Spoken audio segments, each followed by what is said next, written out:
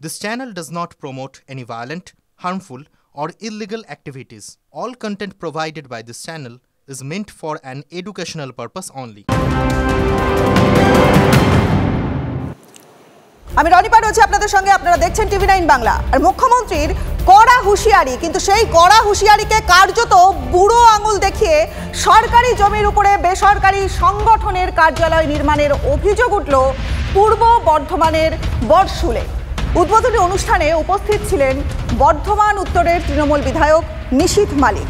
গোটা ঘটনাটিকে কেন্দ্র করে শুরু হয়েছে বিতর্ক। স্থানীয় সূত্রের খবর, গত সোমবার পূর্ব বর্ধমানের বর্ধমান 2 ব্লকের বিডিও অফিসের সামনে একটি বেসরকারি সংগঠনের কার্যালয়ের উদ্বোধন করা হয়। উদ্বোধনী অনুষ্ঠানে উপস্থিত ছিলেন বর্ধমান 2 নম্বর পঞ্চায়েতের সমিতির সভাপতি রাখি কোনার, বিধায়ক নিশীথ এবং বর্ধমান 2 নম্বর ব্লকের বিডিও দেবজ্যোতি দাস সহ আরও অনেকেই। অভিযোগ, বড়শুলের পঞ্চায়েত সমিতির অধীনে সরকারি জমির উপর কার্যালয় নির্মাণের অনুমোদন দেওয়া হয়। উদ্বোধনী অনুষ্ঠানে এলাকার বিধায়ক সহ সরকারি আধিকারিকদের উপস্থিতি নিয়েও উঠেছে প্রশ্ন। একটা করে রেগুলেশন দিতে হয়, ওখানে ওরা কাজকর্ম করতে বসে, ওখানটা ফাঁকা পড়েছিল, ওখানে ফাঁকায় বসে ওরা কাজ করতো এবং ওরা নিজেরা মাথার ওপর ছাদ করে নিয়েছে এবং আমাদের বিডিও অফিসের সঙ্গে যোগাযোগ করে এবং বিডিও অফিসে ওরা একটা ভাড়া সিস্টেম করে নিয়ে ওরা ওখানে বসবাস করে কাজকর্ম ওদের যে অফিসিয়ালি কাজকর্ম ওরা ওখানে বসে করে। তার নিত্য অফিস পরিচালনার জন্য ভাড়া নিয়েছিলেন। এবার সেক্ষেত্রে তো দোকানগুলোও যেমন ভাড়া নিচ্ছে, এটাও সেরকম ভাড়া ভিত্তিত। এখন আমাদের একটাই লক্ষ্য, গভর্নমেন্টের আর্নিংটাকে বাড়ানো, যাতে রেভিনিউ রিসোর্সটা বাড়ে, যেটা আমরা অডিটে প্রায় ফেস করে থাকি। এই জায়গা বা এই জায়গাগুলো পড়ে থাকছে, এই জন্য সরকার চিন্তিত যে হয় এগুলো ভাড়া দিতে হবে অথবা সরকার সেগুলো ব্যবহার করবে।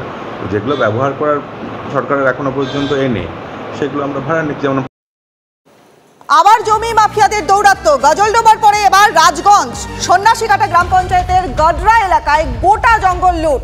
সমীক্ষা করতে গিয়ে চোখ কপালে বন দপ্তরের।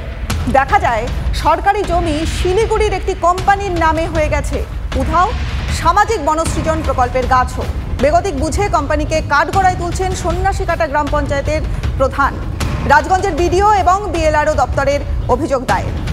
কোনো নেতার মদতে সরকারি জমি বিক্রি কি সম্ভব? অভিযোগ উঠতেই আসরে নেমেছে বিজেপি। সরকারি আধিকারিকদের সঙ্গে সিন্ডিকেট জমি মাফিয়াদের, অভিযোগ বিজেপির।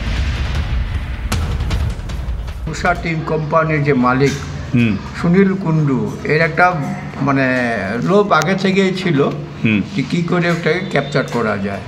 আচ্ছা, গ্র্যাজুয়ালি করতে করতে করতে এখন হয়তো শেষ পর্যায়ে পৌঁছে গেছে আর কি, যেটা আমি লোক মারফত শুনতে পাচ্ছি। কাজে কাজে ওটা যাতে করে কোনোভাবেই পঞ্চায়েত থেকে হাতছাড়া না হয়। এখন যেমন বলা হচ্ছে 40-42 বিঘা, এটা কিন্তু অনেকটা জমি ছিল। ফরেস্ট ডিপার্টমেন্ট সরকারিভাবে আমার কাছে আসে এনওসি নেওয়ার জন্য, ওখানে গাছ লাগানোর জন্য জমিটাতে। আমি চাই যে মাননীয় মুখ্যমন্ত্রী যে উদ্যোগ নিচ্ছে যে সরকারিভাবে এভাবে সরকারি জমি বেআইনি দখলদারি হচ্ছে সেটা উদ্ধার হোক। আমি চাই যে এই জমিও উদ্ধার হোক। আঙুল তোলাটা খুব সহজ, কিন্তু যে জিনিসটা খারাপ হচ্ছে তার প্রতিবাদ করাটা খুব কঠিন। আঙুলটা আমাদের দিকে উঠলে প্রতিবাদটা কিন্তু আজকে আমাদের প্রধান আমরাই করেছি। আমরা আশাবাদী, এখন আমাদের বিডিও সাহেব এবং বিএলআরও সাহেব অত্যন্ত তৎপর এই বিষয়গুলোয়, আমাদের সরকার তৎপর। আমরা আশাবাদী যে যেগুলো সরকারের জমি সেই জমিগুলো পুনরুদ্ধার হবে। এই সমস্ত কাজের পিছনে প্রচুর বড় বড় মাথা আছে। রাজগঞ্জের বিএলআরও এখানে যুক্ত আছে, বড় বড় যেমন তৃণমূলের নেতারা আছে, বিগত দিনের বামফ্রন্টের নেতারাও আছে, বড় বড় দালালরা সব একত্রিত হয়ে এই কাজগুলো সারা ব্লকে সারা রাজ্যে ক্রমাগত করেই চলেছে। পঞ্চায়েত থেকে একটা চিঠি দিয়ে গেছে আমাদের কাছে, সাপোর্টিং ডকুমেন্ট দেননি, আমাদেরকে ভেরিফিকেশন করতে হবে আমাদের রেকর্ড রুম থেকে।